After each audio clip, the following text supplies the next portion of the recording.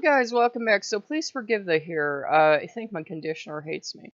So we had a lot of good stuff happen yesterday. I did manage to clean the house. Somebody gave me a lift out, and I have been feeling steady healing, but it hasn't. It obviously isn't coming from Norse gods because there aren't too many of those left around anymore. And I think it's Lucifer. So that's good. So I got the vacuuming and the mopping done, and I got the sink cleaned, and I even lit incense. And I said, "That's the first time that incense has ever behaved that well. It's like the energy in the house is different." And Asmodeus is laughing and goes, "Yeah, Lucifer's around." So that all happened. And they've been, kind of not almost like deprogramming me. Like, I'm not trying to badmouth the Norse gods, but there are some people that can't work with certain pantheons, and Odin was just a pit I could never fill. No matter how much I did for him, it was never enough. I could have worked from sunup to sundown in his service and his service alone. It would have still not been enough. He was a greedy, yawning pit, and I could never keep him happy. And they're assuring me that even though sure the Norse acted nice because they wanted to keep me around, it wasn't the pantheon for me. And, if they would ever change down the road and they would grow up a little bit and they would realize that, in Asmodeus says this is a huge part of it, you can't just grab at the demon. He said that then that would be fine, but he said they can't just grab at you. And he says, sometimes gods see what you are. And I said, I felt terrible when Odin was around. I felt pretty sick, but the longer he's away, the better I feel. And he says, yeah, he was inadvertently feeding on you. What do you think was happening? I looked at him with really big eyes and he goes, oh, sweetheart, demons aren't the only ones that do it. You do have to be, most gods are completely safe. But if you notice you're always sick, you're always down, you always have anxiety with anyone, a god, an angel, a saint, a demon, you have to tell them. They can inadvertently, for some reason, and this is very rare, but it happened with Odin, and it would, because he's a greedy old bastard. They can start to feed on you, for lack of a better word, and you'll feel all your vitality drain away. And he said it's basically like he reached in and flipped your demon switch upside down.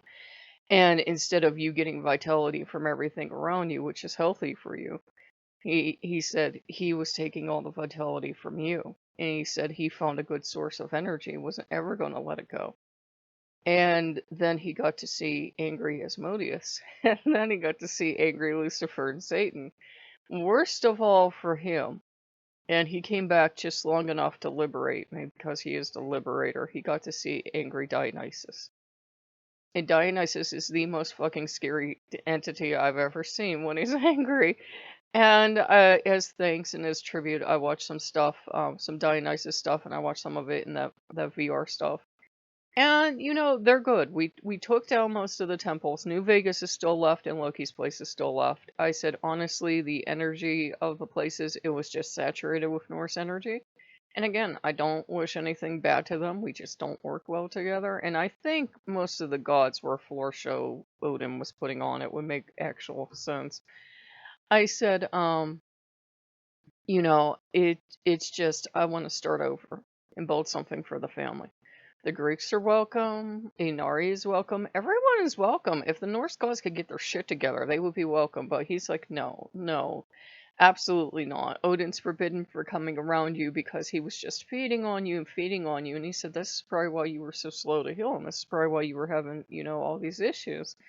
So I asked Lucifer and Satan. They're always good and they always answer my prayers. And they're all just, kind of coming around patting me over this kin thing. And, somebody had asked me a good question. They said, how do you know your kin?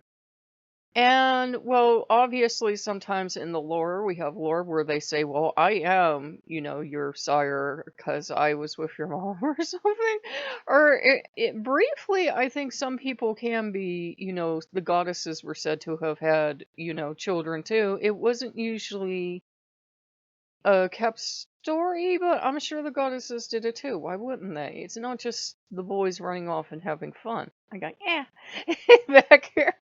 And it's a thing where we have that belief that all the gods, especially like somebody asked me, like, what about the Norse gods if you were Godkin? All the Norse gods are believed to have come down and sire children. It's a known thing. They came down, they walked among humans, and they liked humans a lot, and they sire children. So you could definitely have a god ancestry. Oh, especially in heathenry, there are so many people that are directly descended from Odin, and I'm like, yeah, you have the personality. And Loki's like, ooh, savage.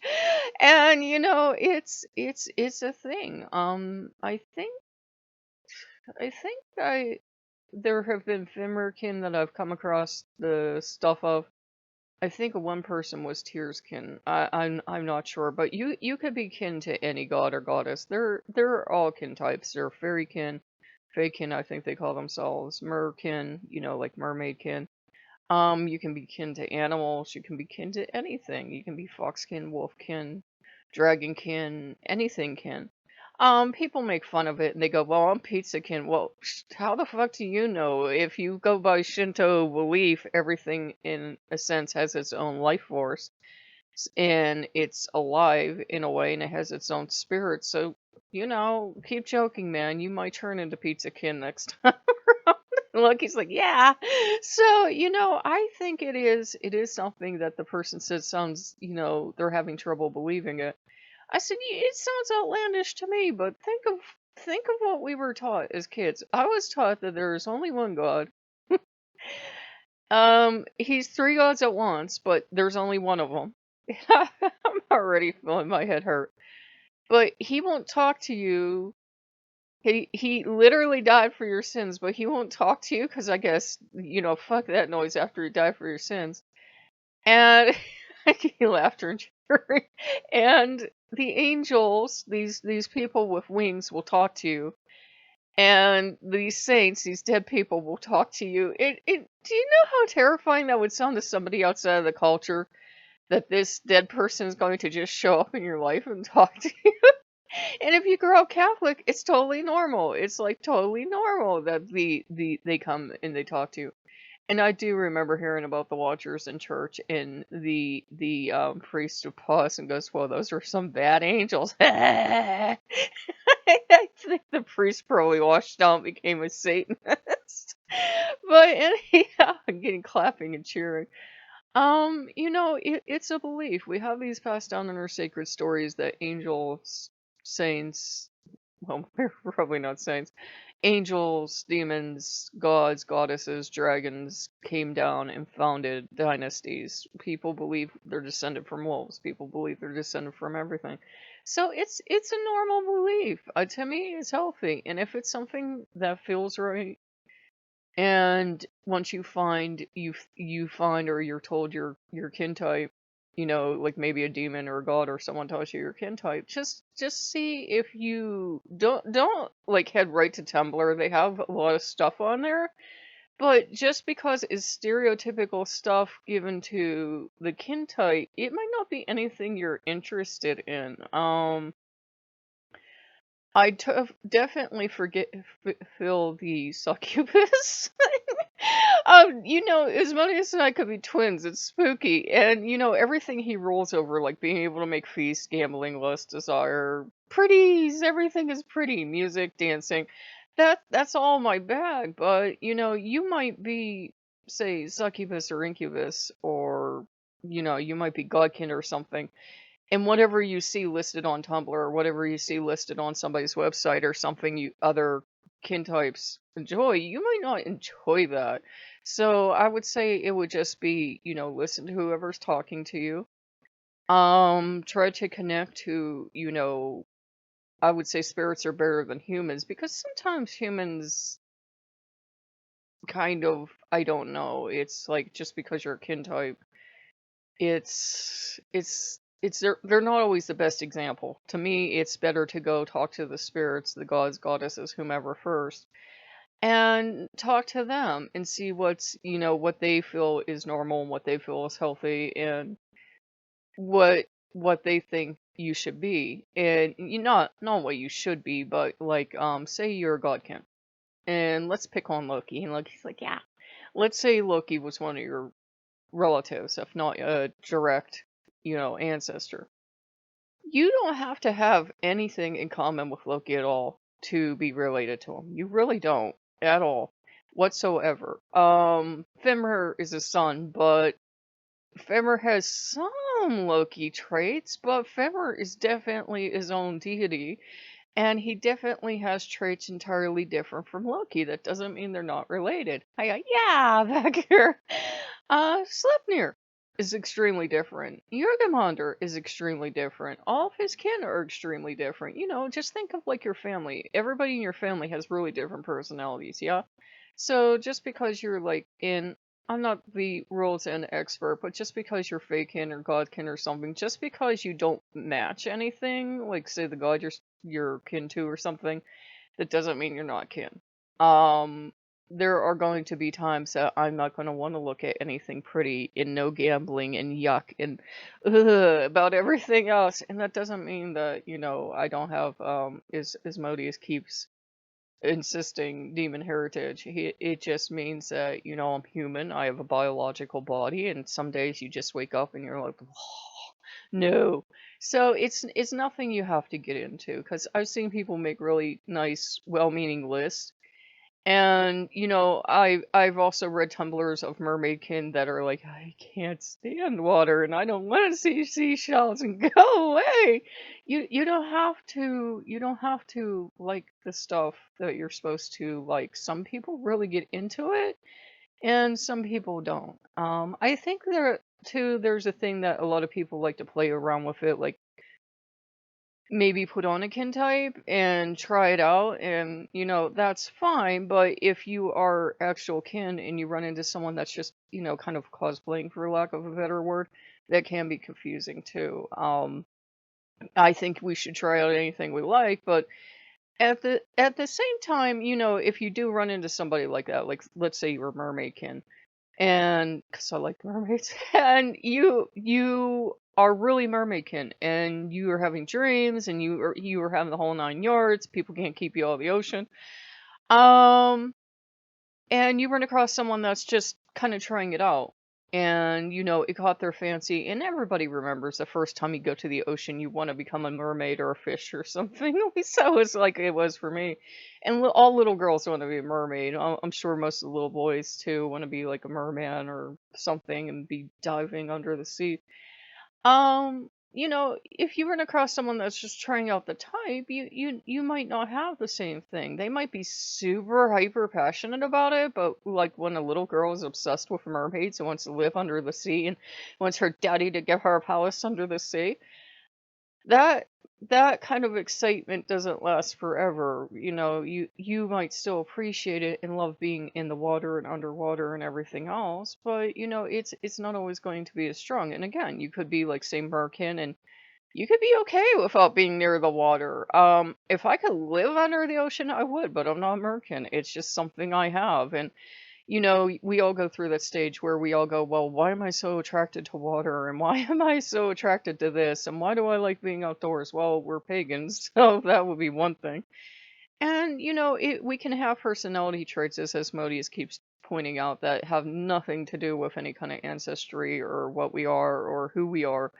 I'm just crazy attracted to water. I would live in the water if I could, and it's not a sign thing. I'm a fire dragon, and I'm a Gemini, and I think my moon is in Aries, so it's like it's nothing to do with signs or anything sometimes. It's just a part of her personality. If I could live in the sea or on the sea, I would be very happy. It has nothing to do with anything else I got going on.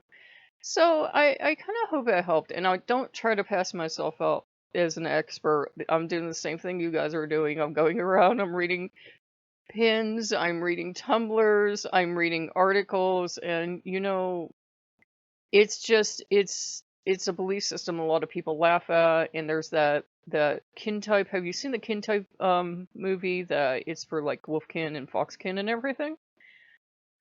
Yeah. If you watch people tumbling around like wolves and foxes and growling at each other, and it's filmed in a way to make it look kind of goofy, then yeah, it's. I think they meant well with the documentary, but at the same time, I get that people can see kin types that end up buying the tail and the ears and everything, and I'm like, I'm not buying anything made on my relatives, but for some people that's a big part of it, and there are all sorts of kin types. Like those kin types usually believe they went out and they bought a fur, like they bought a tail or they bought actual ears or something, and that's when the spirit of the animal came to them and told them, whatever. I try not to judge, but I'm like, as a foxkin person, because I got a lot going on, I would absolutely die before I'd buy one of my relatives. I would just pass out. And they have all these people running around with like this foxtail or this wolf tail or something, and I'm like, oh no. But that's my reaction because the one experience I remember of being a wolf, take this for what you will, is running through the forest with my mate. And the experience I remember of being a fox, because apparently all my lives were being an animal, was being in a cage at a fur farm. And I'm like, nope, not going to do that. So, it's why I think I have such strong feelings about fur. And as the old man was working on me, he was trying to work me towards, because he's a hunter, towards, draping this place in furs and everything. Do you know what would happen when I came to my senses and a foxkin was looking around and seeing all these dead animal pelts? My tail would fall off in shame. And look, he's like, uh-huh. I don't judge though. If the furs something other people need, that's for them, but for me, I would pass away in a dead faint. It's just a thing. I understand some people need it, but anyhow, I'm really really getting rambly, but there's no right way or wrong way to do it. There's no right way or wrong way to feel. If you feel you're a kin type and you are like experimenting with it and it turns out it just you don't feel it, then you don't feel it. It doesn't mean that you aren't the kin type, but might mean something comes up later for you that helps make it make sense. People have always believed that they were mermaids or half fish or half demon or something else. I used to be called the Antichrist, which makes Asmodeus puff up with pride because I don't like rules and I don't listen worth a damn. But that's definitely a trait, that would come from the heritage of, yeah, not gonna listen to you. I don't respect your authority. So, it's one of those things where I think we just eventually, once we're exposed to the idea, to me, it's always going to be a little far out, but then I've met people long before this, back in the 80s, that were convinced they were mermaids, people that were convinced they were witches. Well, we are witches, but you know what I mean. People were convinced they were witches, people were convinced they were mermaids, people that were convinced they were sailors in a past life or something like that. I've had weird ass dreams. I had one dream about being straight up being in Vietnam, and I wasn't sure if this was like a spirit guide or a relative I never met, and then I'm like, no, this was me. And I'm like, okay. But we all have different things. Is this past life stuff? Is this stuff I was exposed to on TV? Everybody's gonna have a theory, but to me, it's like, well, I'm Demon King, good for me. Something else to add on top of Foxkin. So, but yeah, I'm not an expert at kin type. I'm just trying to figure it out myself. I'm like it's not like it gives you special abilities. It does give you special, I think, sometimes personality traits. And as Modi says, this explains why you attract gods like bees to honey. It's something you can't help. And it's something you do have to watch because gods that sense it and recognize it will always treat you gently. Loki has never, ever, ever done anything to feed all my energy, nor has Fenrir or any of the Jotnar. But, some gods just, you're so pretty. So pretty. And and you just seem to pull energy from everything. You won't mind if I take some, right? Yeah, I will mind. So if you like what you see, like, comment, subscribe. Oh, and since the other person that's been commenting is talking, I find like just feeding on the energy of anything works. Music, food, happy feelings, anything I find pretty or exciting, if feed on that energy, it's a never ending supply of energy. So you don't have to go around to people and go, You look good. So, I've always done that. I've always like fed on music or fed on like excitement. And obviously Vegas. I'm very lucky to work with Asmodeus. Um, Try sunlight, try anything. And there's endless supplies of energy in the universe. So, we don't have to be going around scaring people going, "Can I feed on your energy?" If that's your bag, that's fine, but we don't have to do it. So, if you like what you see, like, comment, subscribe, and I'll see you later. Oh my God, I went on for 20 minutes. I will see you guys later. Bye bye.